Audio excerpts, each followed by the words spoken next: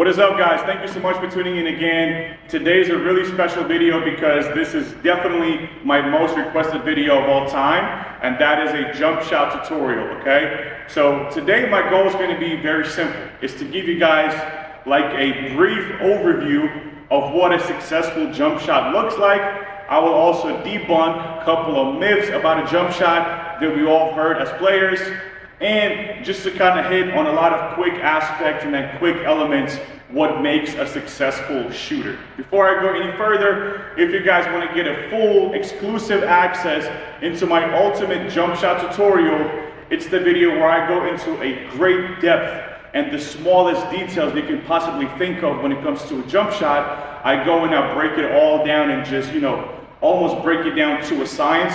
So if you want to get access to that video, I will leave the link in the description down below. So without further ado, let's get to it. Let's break down what makes a successful shooter. Let's get it. Now, my biggest goal with this video is to kind of explain to you guys that there's not necessarily a right or wrong approach when it comes to shooting the ball. However, there are a lot of things that all the elite shooters have in common, which I will point them out in this video.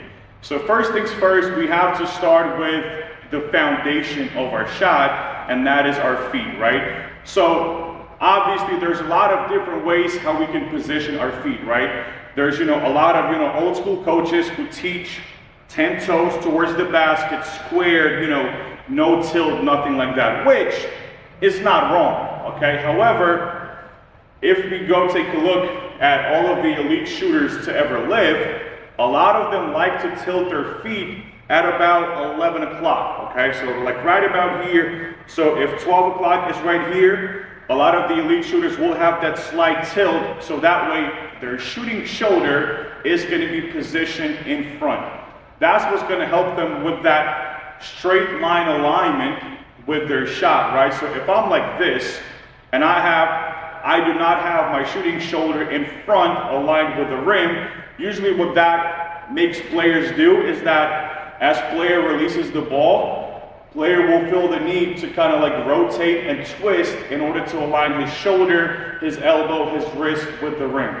So that's why we tilt before we shoot, so that way there is no twisting or spinning on our shot. There's no readjusting after we release the ball. So we're just here, already aligned with our shoulder, elbow, wrist, everything's aligned, and then we shoot. However, there are still a lot of good shooters that have, 12 o'clock, 10 toes squared with the rim, which is, neither one is wrong. I would say, however, it's up to you to experiment and kind of see what works for you. There's a lot of players who have like a insane tilt, almost like 10 o'clock. Like Dwayne Wade has a very big tilt on his shots, right? So, and I know a lot of players myself that I work with who have, more tilt than we kind of usually want to teach. But if it works, right? So it's just something for you to figure it out. Usually I teach at about 11. So like right about here, just slight tilt, so that way our shooting shoulder is aligned with the rim.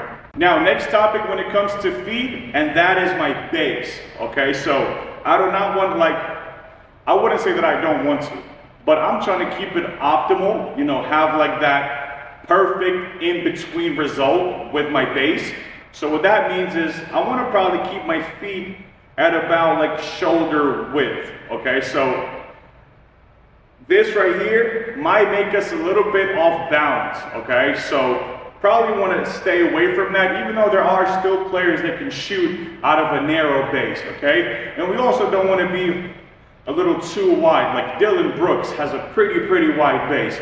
Works for him, right? So again, there's no right or wrong, but we want to try to find like that golden middle, right? So I'd say like right about here, shoulder width is going to be a really good base in order for us to be on balance and shoot the ball at a high level. Another key element that sort of, is being taught without a lot of explanation or a lot of thought behind it, and that is, bend your knees, right? So we've all been told about, bend your knees. But how much do we really have to bend them, right? A lot of players hear that, and they almost get into a squatting position. So they almost like literally squat before they're about to shoot. And if you watch all the elite shooters, none of them actually squats. They just have like this, just here, just this slide bend, right? They're not actually doing the full-on squat. So when it comes to getting low and bending your knees, I say obviously find what works for you in terms of your comfort. However, for me personally, and for a lot of elite shooters, I'd say this right here is good enough. That's good enough bend, so that way we can still generate power on our shot, and we don't have to have actually like a full-on squat like this here. So just slight bend in our knees, that's going to be good enough to where we can still elevate and produce a lot of force on our shot. Now, next one, let's talk about our hands. So hand placement, I would say that is one thing that for the most part is universal with all of the players that can shoot the ball at the high level, and that is splitting the ball down the middle with your index finger. So if let's use this point right here, this air hole here, as our middle point of the ball. That's where we usually want to have our index finger on the ball, right? So like right about here, not close to our guy hand, which a lot of players struggle with this one, is they bring their shooting hand really close towards their guy hand, which leads them to shoot the ball with these two fingers at the end, which I'll get to it later. And some players also like keep it like this, which almost like makes them shoot the ball with two hands. So you want to keep it right here, index finger splits it down the middle.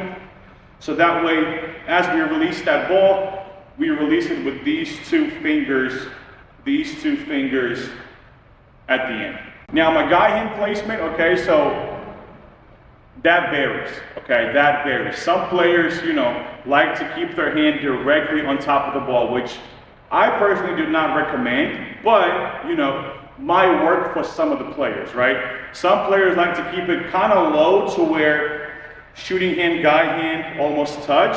And what I teach personally is I teach that guy hand to be like between the side and the top of the ball, kind of like sitting under. So if I'm holding the ball in my dip, I can let my shooting hand go and the ball still won't fall. So that's kind of where I want to keep my guy hand, which is in between the top and the side of the ball. So kind of like this here, boom.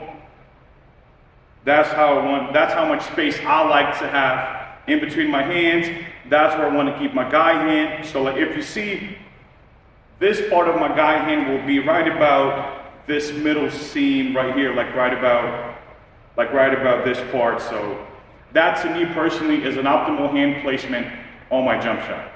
Now let's debunk one myth, and that is dipping the ball. Okay, so let's say I catch that ball here. I probably don't want to shoot it from here, okay? Even though I can, that is not the most comfort that I can find on my shot. It also doesn't give me any flow, any momentum, any rhythm into my shot. Can I shoot it? Sure, but this rarely happens, nor there's rarely any situation in the game that will require you to catch high, keep it high, and then shoot. So, all the elite players, all of them, and I'm saying all of them, they all catch the ball and they all like to dip it. And dips doesn't always have to be all the way down. Sometimes can be a quick dip, sometimes can be like a chest dip and then go up. Sometimes can be my stomach dip and then go up. Sometimes can be like my waist dip, like Ray Allen. Can be my waist dip and then go up, right? But dipping the ball is really important because that's how you produce energy, that's how you produce power on your shot. That dip is going to allow you to have rhythm, have nice flow, and be fluid going into your shot. So dip is really important. If somebody tells you do not dip, that is bad for you, that is absolutely not true, because even though I can catch the ball and keep it high, I still have to bend my knees to generate power on my shot. So while I'm doing that, I might as well just do a quick dip to give me that rhythm, give me that flow, and then shoot the ball. Now let's debunk another myth, and that is my gap, right? But the reason why I'm saying myth is because a lot of old school coaches, and even still coaches to this day, are preaching that you have to have a gap because otherwise you won't be a good shooter. And if we use, for example, Steph, Clay, Trae Young, Dame, all those guys are flat palm shooters. Like KD is a flat palm shooter. LeBron is a flat palm shooter. Majority of elite shooters are flat palm shooters. But then if we talk about, like, let's say Kyle Korver, JJ Redick, those guys have gaps. So what I'm saying is neither one is right or wrong, okay? It just depends on your preference and what you like, what makes your shot more consistent. For me, I like to have flat palm on my shot. The reason that a lot of coaches use when it comes to saying that the no gap is bad is that they will hold the ball like this and they will start shaking their hand and saying, like, you see, the reason why you need a gap is if you do this, ball's gonna fall out of your hand, okay? Well, this argument doesn't make a lot of sense because in an actual jump shooting motion, I will have my guy hand on the ball to support it.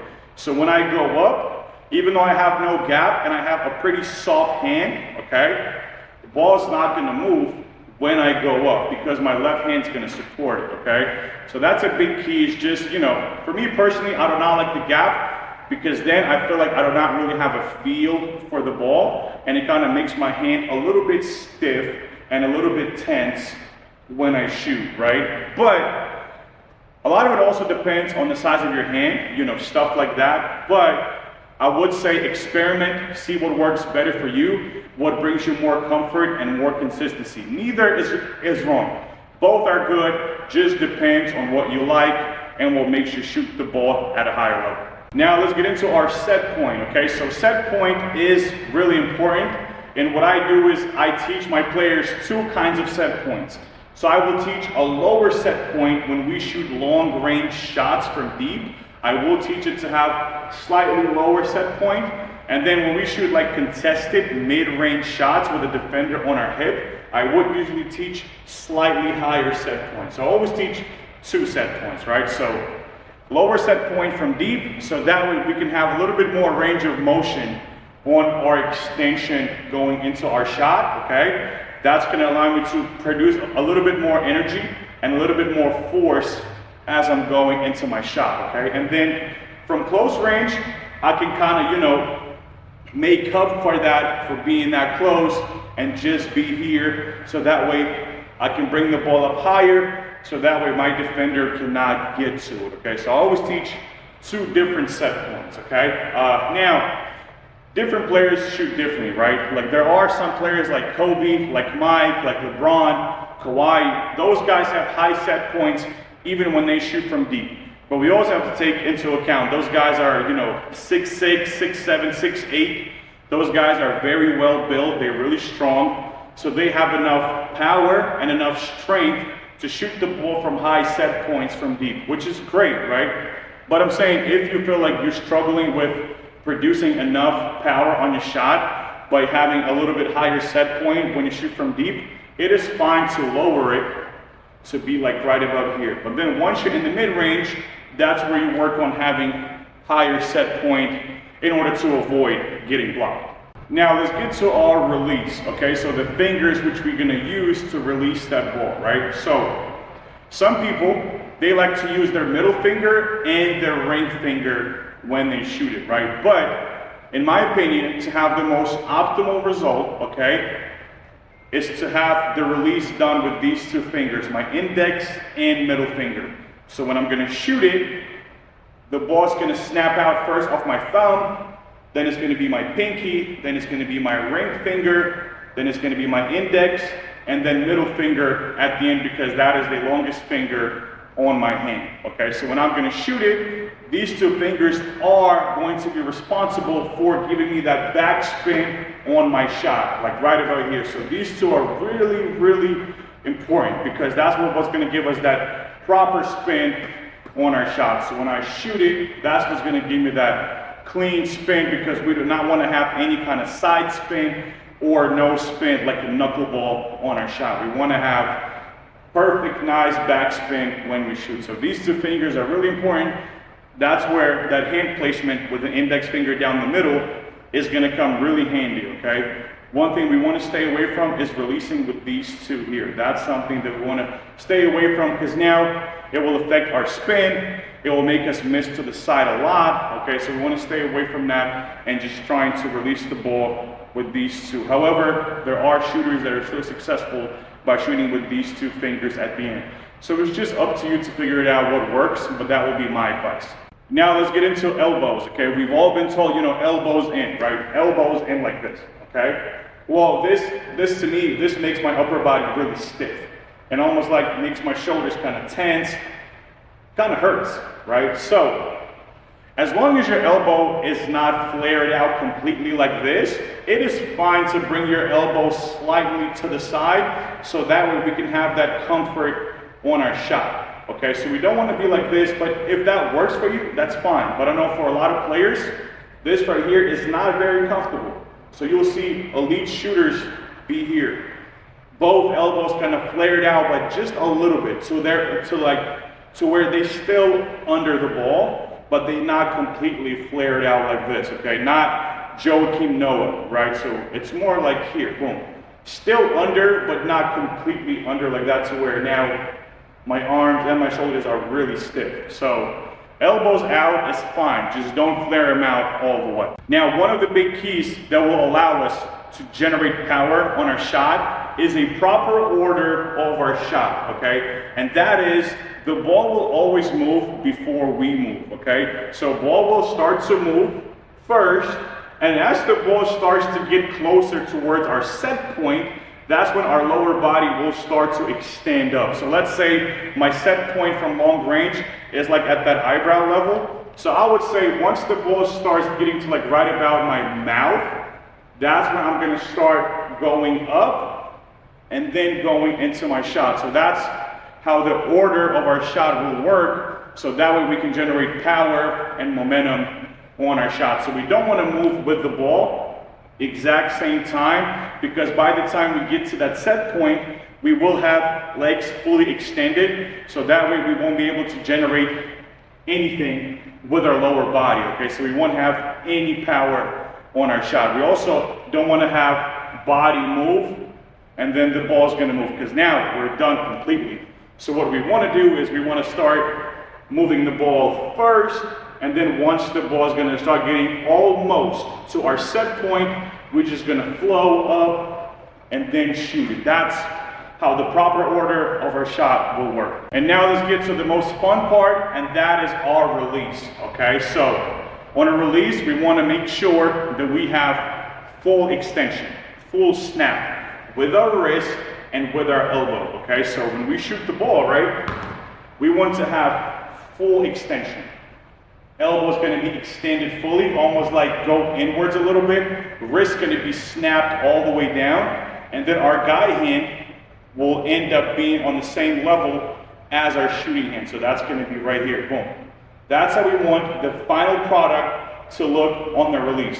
We want it to be like this, fully extended with both hands on the same level, not being crossed though, having space so that way we can see, have this window to see where the ball goes to.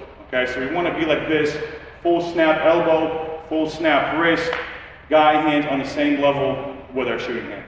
Now let's talk about one of the major issues with a lot of players that I've been working with over the past couple of years, and that is a thumb flick, okay? Here's my argument. In my opinion, thumb flick is bad. However, there are exceptions to the rule, like Cam Thomas, Kyrie Irving, okay? Those guys, thumb flick, however, it does not affect their shot negatively, okay? They have learned over the years to shoot and have good mechanics, okay? And have backspin and have everything good with their shot, even when that thumb flick is involved, okay? However, if we take a look at the rest of the players, which I've worked with hundreds of players over the past couple of years, thumb flick is affecting all of their shots negatively. I've only worked with 2 players over the past 5-6 years that were good shooters with a thumb flick. Everyone else struggled to shoot the ball at a high level with a thumb flick. So for me personally, I teach no thumb flick. I teach guide hand completely straight after the shot. No flicking, no opening up towards the rim. So just keeping it sideways like this, okay? However, if you are a successful shooter and you're shooting it at a high clip with a thumb flick, do not change that, okay? Keep shooting it that way, but only if you're successful, okay? And successful means shooting the ball at a pretty high clip, okay? However, if you shoot with a thumb flick and you see that you have bad rotation, ball goes flying to the side and you miss, and you're not shooting at a percentage that you wish to shoot at, my advice to you will be is to change your thumb flick and just work on keeping your guide hand sideways when you shoot. A shot should be only one hand motion. So you're only shooting the ball with one hand on your shot. You should not be shooting the ball with two hands on the release.